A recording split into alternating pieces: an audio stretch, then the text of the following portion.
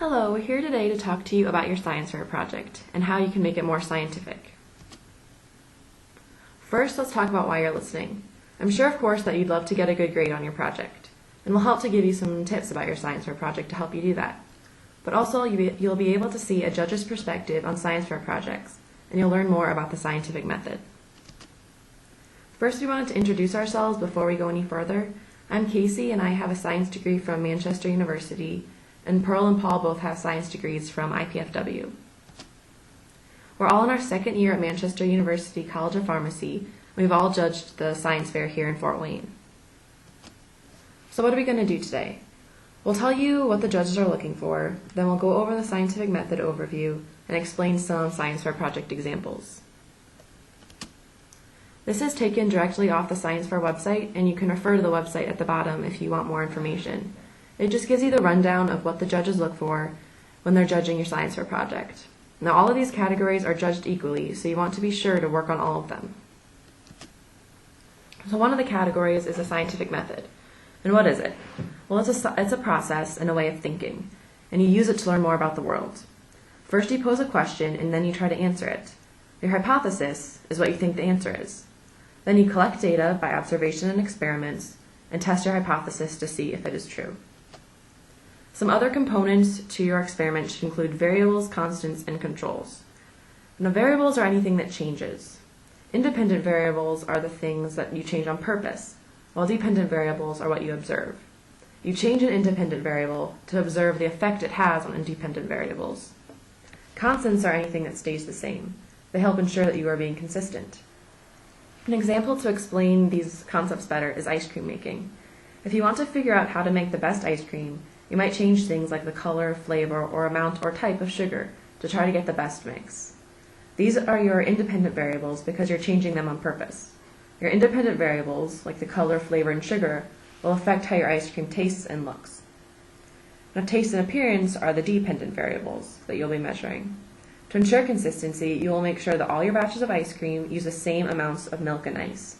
Those are your constants, and they help ensure that the changes in your ice cream are just based on the independent variables you want to test, like the color, flavor, or sugar.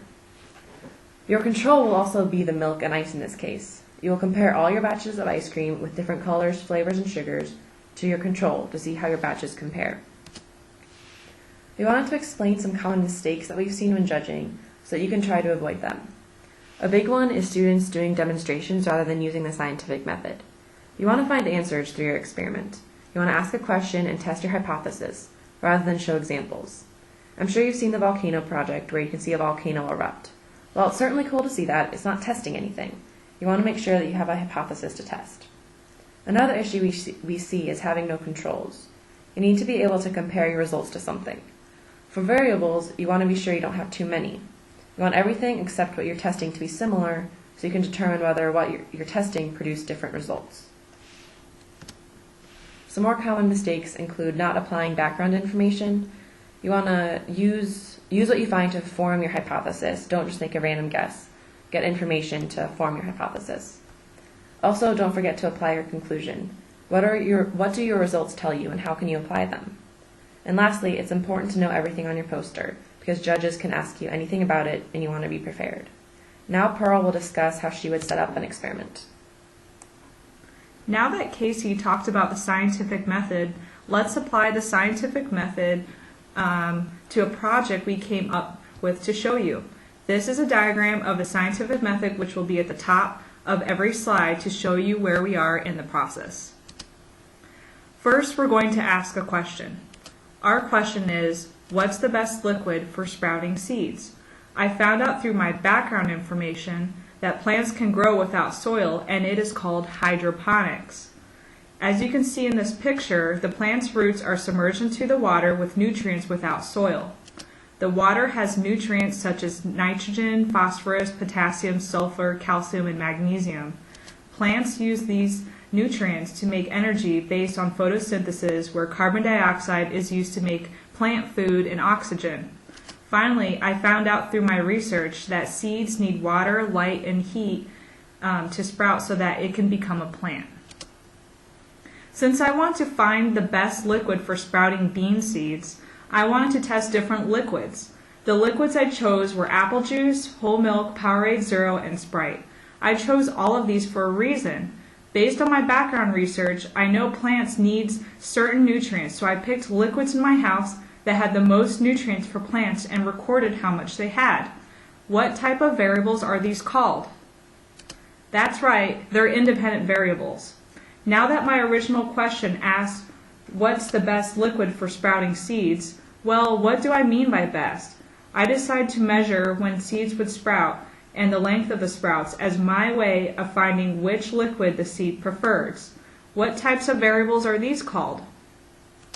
These are dependent variables. What control will I use to compare my test liquids to? Since I know seeds are usually planted in water, then this will be my standard or control. My constants would be temperature, light, bean seeds, amount of liquid per test, and water, since all my test liquids have water in them.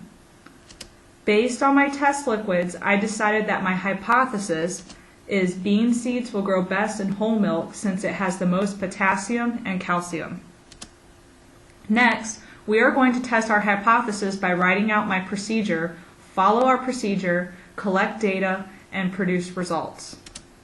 Before I start my experiment, I'm going to write out my procedure. Basically, I'm going to place 4 bean seeds into each cup and put the same amount of liquid into each cup. I'll replace the liquid after 7 days and stop the experiment at 14 days. I will record how many seeds sprouted each day and measure the length of the sprouts every day. What is my control? My control is my standard, where I'm going to compare my independent variables to it so I know plants usually grow in water. As a review, these are my independent variables or test liquids. I'm going to measure how well seeds grow by when they sprout and length of their seeds. So these are my dependent variables. Finally, my constants are things that are the same for each cup, which is that they all have bean seeds, all have 4 seeds, they will have the same amount of liquid, they will all have fresh liquid in 7 days, and they will grow at the same temperature.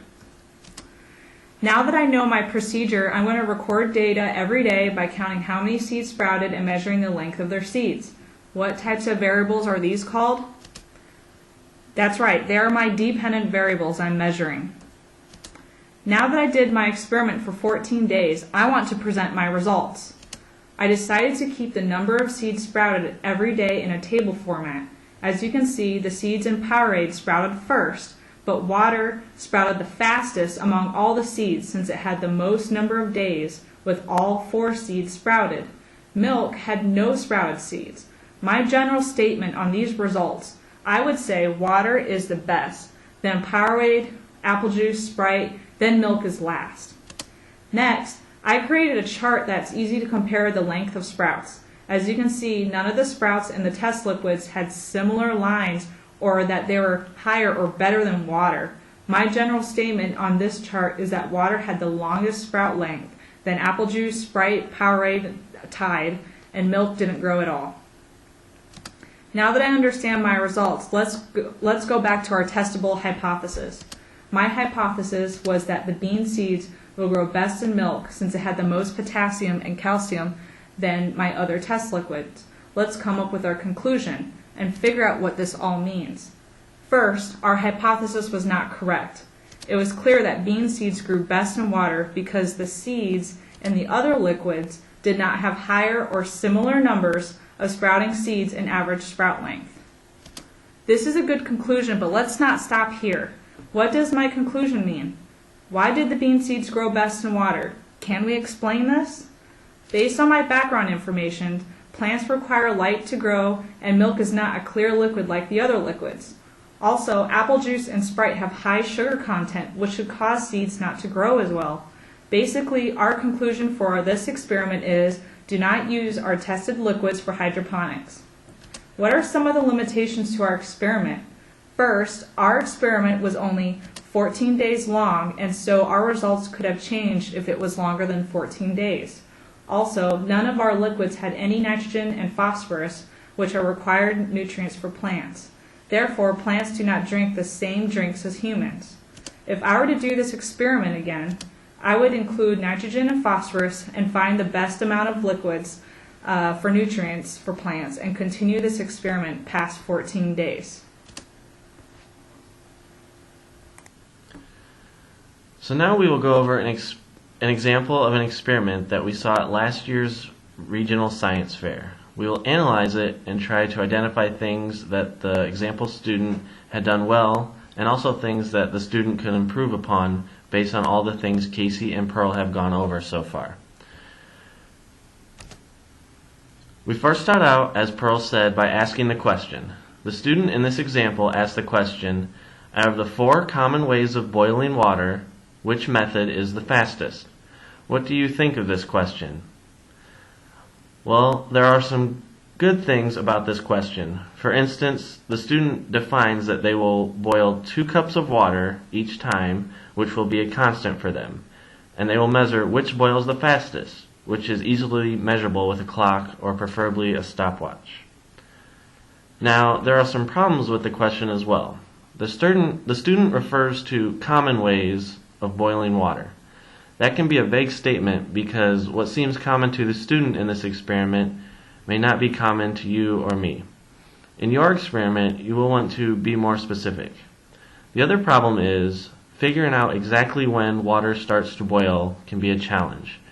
If you have ever boiled water or helped your mom boil water to cook noodles, you may have noticed that when the water is getting very hot, it starts out with 1 or 2 bubbles, and then there's a few more, and then eventually the water is at a rolling boil. The student in this example will need to define exactly what boiling is so that they stop their stopwatch at the same time for every trial run of the experiment. Otherwise, it will be an unwanted variable. The next slide here is about gathering background information. At this student's house, they will be boiling water in a copper kettle, 2 different sizes of steel pots, and a glass bowl in the microwave.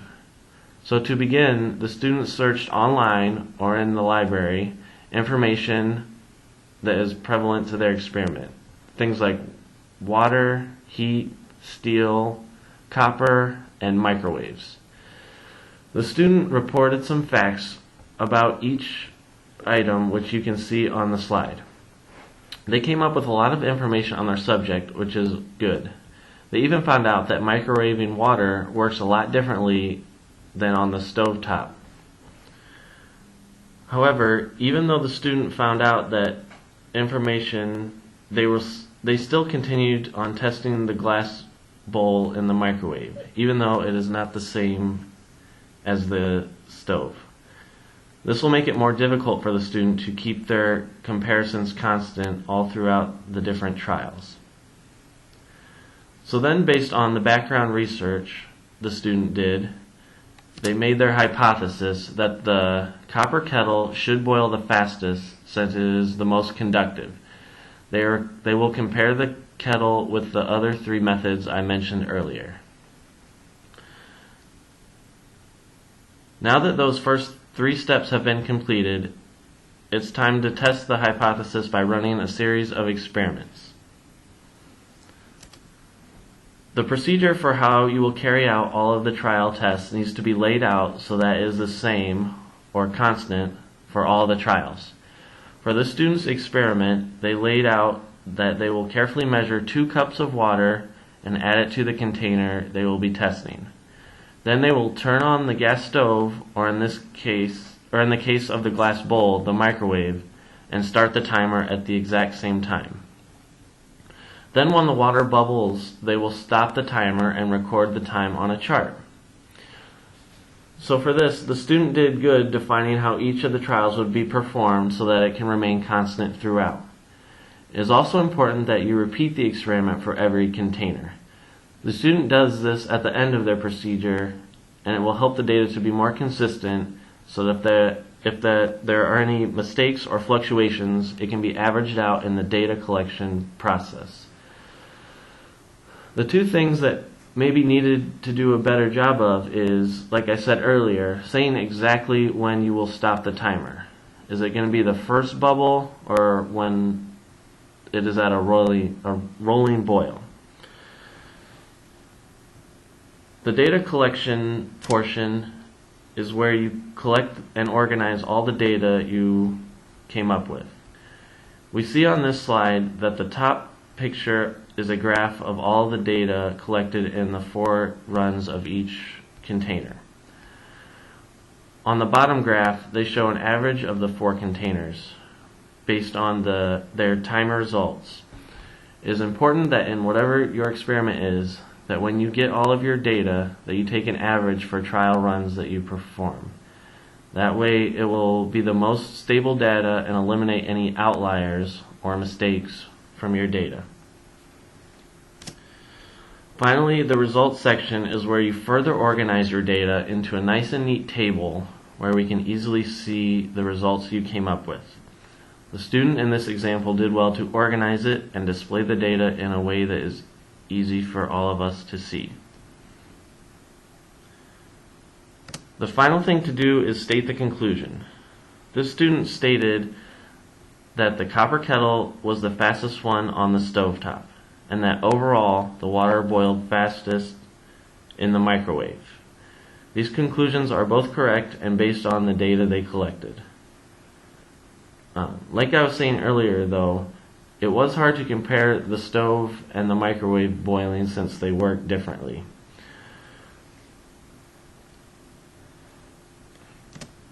Another thing that you should think about that Pearl briefly went over is to think about things you could do differently or things that you would change for future experiments. The student said that they would maybe try an electric stove instead of a gas one, and to use the same kettle for all trials and make their variable different amounts of water. So now that we have gone over the whole experiment, what do you think of the experiment overall? Based on their experiment, can we really say that microwaves are the fastest way to boil water? From our determination, we thought that there were way too many variables that were not accounted for and not enough constants. The only constant we saw in the experiment design was the student used 2 cups of water for every boiling trial. The variables, on the other hand, were numerous. There are many different container sizes and different energy sources they used to boil, such as the gas stove versus the microwave. Beneath that are just some questions that we thought of the results of the experiment. When you are doing the experiment, you will need to think about questions others may have and try to give as much information as possible to be clear with the experimental procedure. So once again, we see here the strengths and limitations of the experiment. Think about this example we gave when you are selecting and working on your project this year. So how can we make this project more scientific? If the container type is a variable, you could control all of the other variables. So in other words, use different sizes of the container and use the same heat source and material of the pot. Another thing you could do is test each container type with both methods.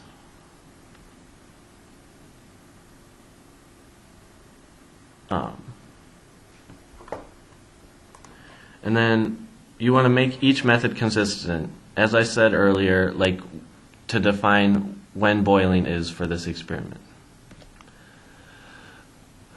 So this slide we show again, this was hopefully everything we went over today. We did what the judges were looking for, the scientific method overview that Pearl did, and then the specific example we saw both that Pearl went over and from last year's science fair. So I hope that we made good use of your time. We hope that you'll get a good grade on this year's science project, and you can see kind of our perspective and what we're looking for science fair projects. We hope that you learned a lot more about the scientific method, and you can use that in your experiments when you're designing it and then when you're carrying out all of your experiments that you're going to run. And we hope you had fun. The scientific method is very important, and it can be dry sometimes, but we hope we made it fun for you to watch and gave you some good ideas for your experiments in the future. On behalf of Casey and Pearl, I'm Paul. Thank you for listening to us.